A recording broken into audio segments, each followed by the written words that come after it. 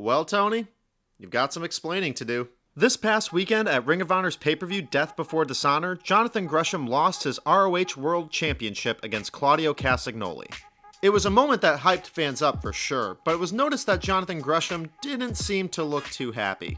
Could have been kayfabe of him losing his title, but it's been reported of some heated exchanges behind the scenes, which also explained why his entrance was completely different than his usual one. Gresham didn't seem to be happy with the booking of his character and the lack of plans after his title loss. He defended that title around the world during this reign, and I can imagine how worrisome it would be then losing that title to someone with bigger star power and in the midst of the biggest push in their career. It's been worded that Gresham was trying to message Tony Khan but wouldn't get any responses until they had a meeting before the event started. What was said during the conversation has been kept private, but it was talked about that many people could hear Jonathan Gresham screaming at Tony Khan.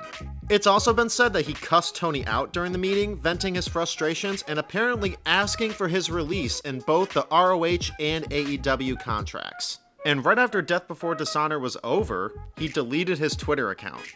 Not only is it a huge disappointment to see one of the highest praised independent wrestlers feel disrespected, but it adds up some other opinions to Tony Khan and his communication toward talent. Released AEW talents like Joey Janela and Marco Stunt have all revealed that toward the end of their contracts, they were not able to get any messages back from Tony Khan after exploiting interest many times. While yes, it is difficult to be fully active with two separate rosters/promotions, but when a complaint gets repetitive like this, I can only imagine it causing some tension or harm behind the scenes. If these statements are true, I'll say that if Tony Khan needs to be let in on all creative process, maybe someone should be assisting ROH to keep morale up and make sure all talent are focused on. It also needs to be resolved more in AEW as well, mainly with the lesser booked talent. Maybe William Regal could take a step in. With his work in NXT, you know the guy is trustworthy. But in the end, I feel very bad for Jonathan Gresham. He's a wrestler in great shape, terrific technical skill, and can pull off a charismatic character.